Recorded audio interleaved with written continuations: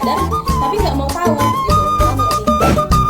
Oke, nanti untuk berikutnya next session mungkin kita buat nulis kemampuan koherensi belajar ya. Udah follow kita dan juga buat maksudnya jadi nilai negatifnya loh buat kita. Oke, pertanyaannya seperti ini Amang. Kan dibilang ada pertanyaan dari Inang Resa Hutayan di bawah. Kalau semisalnya orang tua laki-laki sudah menikah lagi, ketika bercerai ya, orang tua laki-laki menikah, yang perempuan tidak menikah. Ketika terjadi pernikahan, ya, siapakah di sana yang berhak untuk menerima sinamot tersebut? Oke, boleh saya tanggapi, tapi ini dari kami dari Batak Karo ya, Oke, siap. versi kami ya. Kalau dari versi kami, ketika orang tuanya sudah berpisah dalam satu pernikahan, itu mewakili itu adalah bibi. Arti dari bibi itu dalam bahasa Indonesia itu adalah tante kita, kandung.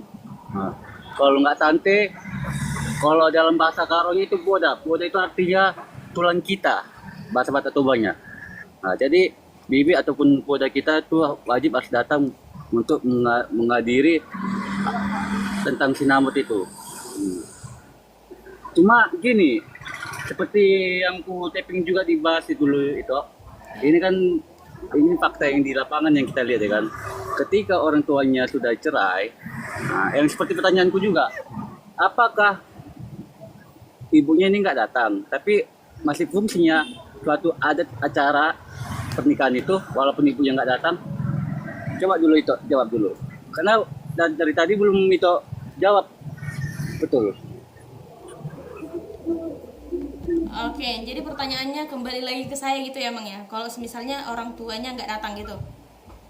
Iya, maksudnya gini, ketika orang tuanya berpisah, mamanya ataupun bapaknya lah antara dua keluarga ini nggak datang menghadiri acara pernikahan ini, apakah fungsi adat pernikahan itu dijalankan? Nah, Oke. Terima kasih untuk pertanyaannya ya, Amang Tarigan Official ya. Oke, sebentar kita terima dulu tamu. Ketika orang tua berpisah, apakah adat bisa berjalan tanpa salah satu orang tuanya gitu kan Amang Tarigan ya untuk pertanyaannya? oke itu betul. Oke. Pertanyaannya bisa. Adat Batak tidak tergantung pada satu orang secara pribadi, tetapi pada struktur kekerabatan Dalihan Natolu ada 3 unsur utama ya yang perlu kita pahami, karena setiap acara yang kita lakukan di sini ya bagi kita orang Batak ini selalu menggunakan yang namanya Dalihan Natolu, yaitu hula-hula, dongan tubuh, dan boru. Selama 3 unsur ini hadir, adat tetap bisa berjalan. Jadi jika orang tuanya bercerai, tapi emang ya dengan catatan orang tua bercerai, jadi struktur adat tetap ada, marga tetap ada, dan keluarga besar tetap ada. Jadi kalau misalnya ayahnya tidak hadir atau ibunya tidak hadir ya, adat itu nggak bisa berhenti, tetapi nilai emosionalnya tentu berbeda, pandangannya orang ya terhadap acara tersebut, karena kan dia masih memiliki yang namanya orang tua. Cuman terkendala mungkin ya karena perceraian terjadi, makanya memang perceraian ini tidak pernah dianjurkan, apalagi di kita orang Batak.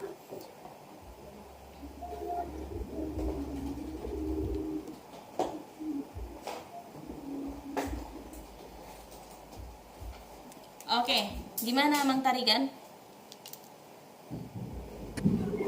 Oke, bisa bisa aku tanggapi juga. Tapi kalau ketika dalam satu adat kita baik Batak Toba, baik Batak Karo juga, itu sah-sah aja kan. Tapi kan yang ngadiri dalam satu pernikahan itu kan bisa menilai betul atau tidak itu. Dan dalam satu kita acara adat pernikahan, walaupun orang tua yang nggak menghadiri seksi dalam pernikahan itu. Nah, seperti ini emang tadi aku bilang, kalau ini terjadi di dalam keluarga, tapi keluarganya sebentar ya Inang Esra ya, nanti aku akan tanggapin pertanyaannya. Seperti ini emang Tarigan, kalau misalnya keluarga itu kan sudah bercerai ya, mau si ayahnya nggak datang atau si ibunya tidak ada, kan kita yang namanya melakukan yang namanya acara ini itu terikat dengan Dalihan Natolu. Disitulah hula-hula, dongan tubuh, dan boru. Acara itu bisa berlangsung ya, karena jujur aja kalau jika semisalnya orang tuanya tidak hadir, adat itu nggak bisa berhenti, cuman nilainya ya. Jadi bagaimana tanggapan orang saat melihat pesta itu, cara pandangnya orang ya lebih berpengaruh di situ, bukan di acaranya. Kalau di acaranya akan tetap berjalan ya.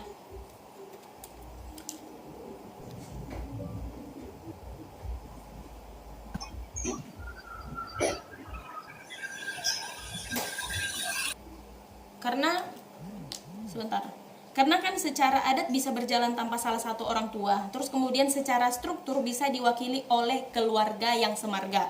Makanya banyak sekarang anak rantau kalau misalnya tidak memiliki orang tua, atau mungkin memiliki orang tua juga dia nggak tahu orang tuanya gimana, nggak bisa dihubungi, atau bahkan orang tuanya nggak sudi datang ke pesta pernikahannya. Biasanya yang dicari adalah keluarga yang semarga. Ya, banyaklah orang yang mengangkat anak tiba-tiba kan karena mau pernikahan, menjadi mewakilkan menjadi orang tua angkatnya ketika acara tersebut. Kan banyak sekarang seperti itu Bang Tarigan. Jadi secara adat masih bisa berlangsung, kalau secara struktur bisa diwakilkan, secara hukum adatnya tidak batal, secara emosional tergantung kondisi si keluarga tersebut.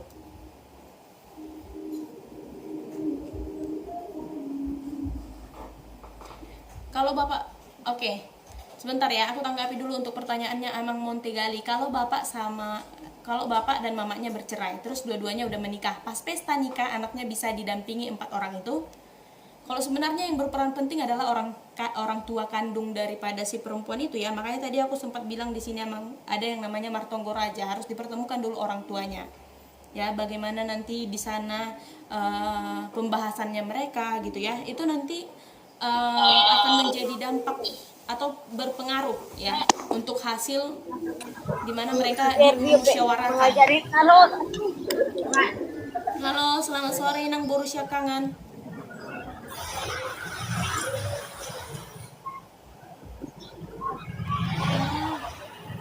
Coba kasih tanggapan ya, gitu. Oke. Kemudian aku tanggapi dulu Inang Ezra ya, sebentar. Tadi komentarnya kelewatan. Aku mau nanya nih, aku menikah tapi tidak pakai adat, hanya saja udah ada boru pangwaranku 1. Oke, bisa juga Amang Inang seperti ini, menikah tapi belum diadati. Itu juga pernah terjadi, tapi itu menjadi kayak kalau di kita orang Batak itu jadi tarutang adat. Dan suatu saat kalau misalnya udah terpenuhi dari finansial keuangan, itu bisa kita lakukan. Biasanya karena di orang Batak kalau semisalnya orang tuanya belum menikah ya, maksudnya menikahnya di dalam adat ya, menikahnya belum di dalam adat, kalau memiliki keturunan biasanya ketika keturunan tersebut mau menikah itu orang tuanya harus duluan pakai adat, karena nggak mungkin anaknya melangkahi orang tuanya. Nah itu ada posisi seperti itu di orang Batak. Oke Tok, izin dulu Tok. Tertarik juga tentang apa yang tadi itu katakan tadi barusan. Nah, itu suatu tidak menggunakan satu adat lah. Kalau dibilang itu apa namanya itu ya. Kalau dalam pernikahan itu nggak usah menggunakan adat dulu, cuma apa namanya itu dibilangnya. Kenapa di bawah sini? Tua dulu yang baru datang. Ayo di atas. Gimana Bang Tarigan? Yang tadi itu katakan tadi, coba ulangi Tok. Karena terputus-putus ada tadi suara orang masuk tadi sini di Komal ini. Jadi terputus-putus tadi suara itu, nggak kedengaran. Oke, jadi tadi ditanya Inang itu kan dia udah menikah nih, maksudnya menikahnya ini secara nasional, belum diadati. Iya, belum nasional. diadati, tapi udah menikah Amang. Terus ada anaknya nih 1. Kalau anak tersebut nanti mau menikah, dia juga harus mengadati dulu. Harus, itu jadi kayak utang loh di kita orang Batak. Itu harus kita lakukan, ikut taulahun. Jadi setelah udah kita mengadati, baru si anak tersebut boleh menikah. Kalau semisalnya Oke, stop. Ketika kalau belum mengadati walaupun anaknya dalam menjelang suatu pernikahan, apakah itu bisa?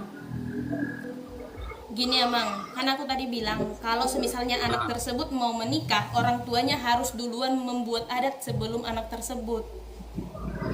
Karena gimana nanti orang tuanya mau melakukan yang namanya itu tadi Dalianda dulu ya, gimana dia mau undang hula-hulanya, gimana dia mau undang dongan tubuhnya kalau sementara dia aja belum diadati. Jadi itu kayak utang, jadi harus dilakukan orang tuanya dulu. Berarti gini Tok, dari perkataan itu tadi berarti orang tuanya lah dulu diadati dulu, baru setelah itu dijalankanlah suatu adat pernikahan itu. Betul nggak? Betul. Maaf, Maaf nih host, kita kita jangan menyimpang dulu nih topik nih yang diangkat host nih. Ini dulu kita bahas loh. Oh iya iya Mang, iya iya. Gini dulu bang, Iya. abang baru datang. Ini Supaya enggak halo, gini dulu supaya bang. enggak lari dari konteksnya. Iya. Bahasan kita ini dulu Mas. Gini dulu bang. Iya. Abang belum tahu. Inilah kita pembelajaran kita anak muda. Jangan abang udah orang tua. Betul, Maman. Maksudnya gini bang. Kami sebagai kami anak muda itu harus Ngerti. Oke,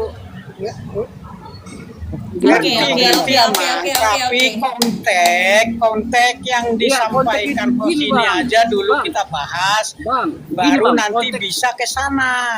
Bang, konteks pertama itu poin Ini kalau pertama. begini nih lari dari konteksnya Gini. nih. Oke Gini, Bang. oke aku ambil alih ya Mang. Oke dengar ya dengar. Kita Iya, kembali betul. ke topik ya. Mari, Kita silakan. kembali ke topik ya. Kita kembali ke topik.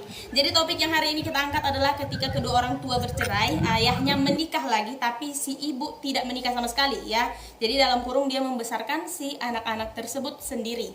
Ketika si anak tersebut menikah, apa perannya si ibu di dalam acara adat tersebut? Termasukkah dia dapat memberikan ulos hela, termasukkah dia di sana dapat menerima yang namanya sinamot? Karena kan di dalam konteks yang kita bahas ini bahwa si ibu tersebut tidak menikah lagi, ya digarisbawahi tidak menikah lagi dan membesarkan si anak tersebut sendiri.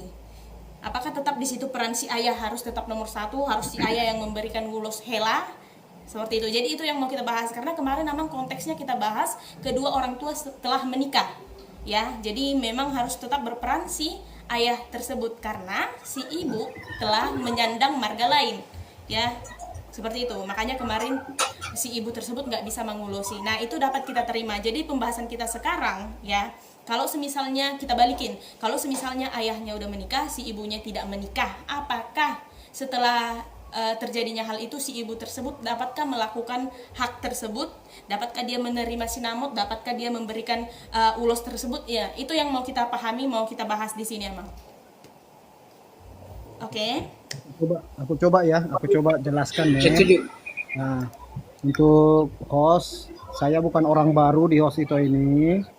Saya termasuk orang lama ya, cukup karena namanya akunnya aja yang Diganti. Ya, diganti ya. Nah, kalau dulu saya di BSH 17, sekarang di Opung Perhatahian. Opung Perhatahian Matutu. Nah, jadi begini, host. Ya. Dalam konteks adat Batak ya, itu ada yang sudah disampaikan tadi 3 pilar ya. Manat mardongat tubuh, soba marhula-hula, elek marboru. Dalam konteks adat Batak, betul. Kalau sudah terpenuhi 3 unsur ini, ya, adat dalam pernikahan anak, ya, itu bisa berjalan. Nah, konteks kita ini sekarang, ya, itu ada dalam konteks suami menikah lagi, ya, dan perempuannya, istrinya tidak menikah. Bisakah? Nah, bisakah dalam konteks adat Bataknya, ya, dalam hal menerima sinamot, bisakah menerima sinamot pada saat itu, atau siapakah yang menerima sinamot pada saat itu? Istrinya kah atau laki-lakinya? Kita bahas satu-satu ya. Ini dulu. Kedengaran ya? Kedengaran Amang, kedengaran. Nah, jadi dalam konteks ini ya, yang menerima sinamot ya, dalam konteks orang Batak, suami dan istri secara adat itu tidak pernah terpisah. Ya. Itu tidak pernah terpisah. Artinya kalaupun mereka ya dalam hal ini si suami monogami ya, poligami ya, mempunyai istri dua dan istri satunya tidak lagi bersama dengan dia tetapi bersama dengan istri kedua, itu istri pertama dan suami berhak menerima sinamot. Nah, dalam hal ini ya, dalam hal ini si istri ya dia akan tetap berhubungan baik dengan keluarga suami atau yang semarga dengan suami atau saudara laki-lakinya atau abangnya kah atau adiknya kah. Ini akan tetap berhubungan. Ini akan tetap ada silaturahmi. Nah, dalam konteks menerima sinamot ya bisa saja ini hanya istrinya. Ya, tetapi dia tidak lupa menyampaikan ini kepada pihak keluarga mantan suaminya. Kenapa? Karena ya dalam adat Batak itu dianut secara patrilineal menurut garis keturunan ayah. Dan bagaimanapun itu si perempuan atau si calon pengantin atau anak perempuan tadi adalah semarga dengan suami, semarga dengan bapaknya. Itu tidak bisa dielak dan itu tidak bisa dipungkiri ya. Artinya menerima sinamot itu akan tetap bisa bersama-sama, dan apabila itu si anak tadi ada dalam bimbingan istrinya, dia akan memberitahukan ke pihak keluarga suami. Dan apabila si anak dalam bimbingan suaminya, dia juga wajib memberitahukan itu kepada mantan istrinya atau istri pertamanya, bahwa anaknya ini akan melangsungkan pernikahan dan akan menerima sinamot. Maka dari hal itu, dari keluarga laki-laki atau suaminya ada rembuk bersama, rembuk keluarga. Bagaimana solusi, bagaimana kesepakatan, ya itu yang dirembuk. Nah, walaupun dia sudah menikah lagi si suami, itu tidak ada masalah, ya itu tidak masalah. Selagi dalam konteks keluarga laki-laki dan keluarga istri pertama ini masih bisa komunikasi dengan pihak istrinya, itu tetap bisa menerima sinamot, ya. Itulah makanya perlu ada rembuk keluarga. Itu. Yang kedua adalah kalau anaknya laki-laki mau menikah. Oke. Sekarang dalam konteks anak mangoli, ya, anak mangoli. Dalam artian berarti keluarga dari anaknya yang laki-laki ini adalah pembayar atau pemberi sinamot, ya, yang akan dibayarkan atau yang akan diberikan ke pihak perempuan, kan begitu. Nah, artinya kalau mereka memberikan sinamot, berarti mereka kan pasti menerima ulos hela, kan begitu, dan mandar hela. Nah, pengertiannya mereka juga akan tetap berembuk bersama. Rembuk bersama. Makanya dalam keluarga itu, ya, dalam keluarga itu pihak suami juga akan berkomunikasi dengan istri pertama bahwa anak mereka akan menikah. Dalam konteks kalau anak laki-lakinya ada dalam bimbingan orang tua laki-laki atau si suami.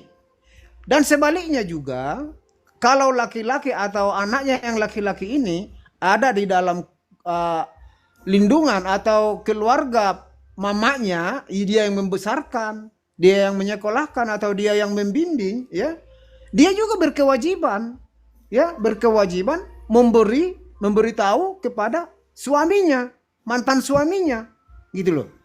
Kenapa? Itu tadi kembali pertama tadi bahwa si anak laki-laki tetap dia juga akan menganut garis keturunan bapak dan mengikuti marga dari bapak, sehingga dalam kesepakatan bersama, ya, untuk menerima ulos hela dan mandar hela dan untuk menerima ulos pasamot, ya, itu suami, ya, atau bapaknya dan ibu kandungnya untuk sementara saya kira bisa duduk bersama.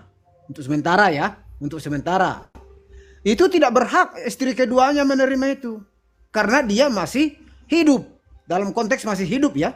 Nah, kecuali kalau istri pertamanya sudah meninggal ya, istri keduanya bisa sama-sama menerima di situ. Tapi kalau masih hidup, itu tidak berhak dia, istri keduanya. Yang duduk di situ adalah istri pertama. Nah, itu. Hai teman-teman relator Watak Unik dimanapun berada, jangan lupa saksikan live kami di hari Senin, Rabu, dan Jumat di jam 4 sore. Kalau kamu punya pengetahuan tentang budaya Batak, kamu boleh naik untuk menjadi narasumber. Kalau kamu masih sama-sama ingin belajar, kamu boleh tetap naik, bertanya, dan memberikan pendapat tentang live kita di hari Senin, Rabu, dan Jumat. Pembahasan lengkapnya ada di YouTube kita, yaitu Relator Batak Unik. Yuk, jaga budaya Batak dengan ikut berbicara dan berbagi